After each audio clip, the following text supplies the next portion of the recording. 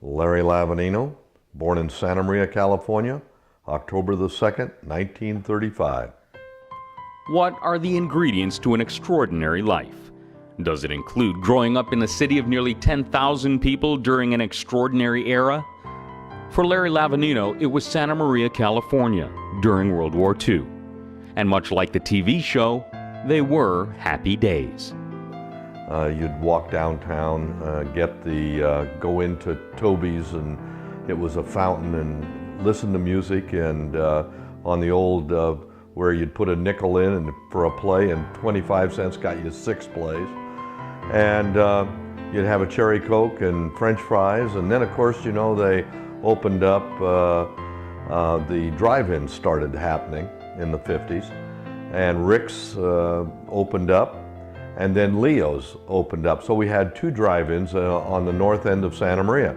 And what we would do is drive from Santa Maria High School up Broadway, go to Rick's, make the U there, come down to Leo's, go through the Leo's, and come back, do the whole thing all over again, time after time after time. And our job up there was to listen for the Russian missiles.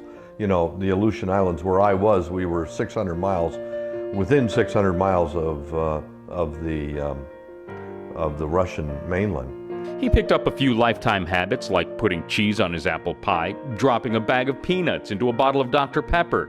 He truly loved his time in the Navy, 2 years of active duty and 4 years in the reserves. Our job was to support the communications technicians. What was really interesting is that where I was, at Clam Lagoon, we had 100 men, and we had fortifications so that if the Russians did attack our position, the communications technicians were in the front line, we were in the rear line. There was about maybe 50 yards separating them, and our job was to make sure that no communications technician was captured by the Russians because of what they knew. In other words, they held in their hands a grave responsibility. In order to keep those communications technicians from being captured, they would have to shoot and kill them.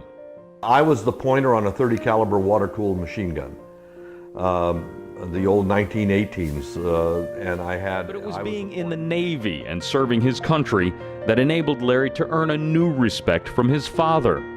And I'll never forget, it's going to get me kind of now, but right after boot camp, we went to a football game at the Coliseum, and when they played the Star Spangled Banner, I had to stand and salute at attention, and I could tell my dad was very proud that I was there in uniform, dressed blues, in the Navy, and hey, I was going to go and do my part for my country.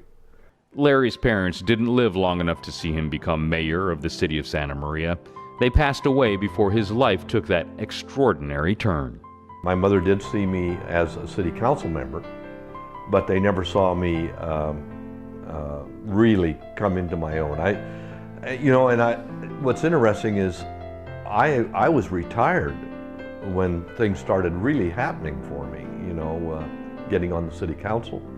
I was on the planning commission before that, and then becoming the mayor of the city of Santa Maria, which I never in a million years would have, well, my dad, if he could come back and see that I had been the mayor of Santa Maria, would not believe it. Larry Lavagnino has lived in Santa Maria for almost his entire life, 77 years. He worked for Bank of America, Santa Maria Savings and Loan, First Federal Savings and Loan of Santa Barbara. Daughter Lynn was born in 1959, followed by Lori in 1963, and then Stevie in 1967. We were very fortunate. None of the kids ever gave us The story of Larry Lavagnino would not be complete without a chapter about Donna. We hit it off, and we got married, and it's the best thing I ever did in my life. She just is the love of my life. I can't imagine being without her. She and I have been together since we've been married, 25 years. I don't think we've been apart more than a couple of days at the most. I'm a very, very happy man. I really am very, very, very happy. And Larry's advice for living a happy life?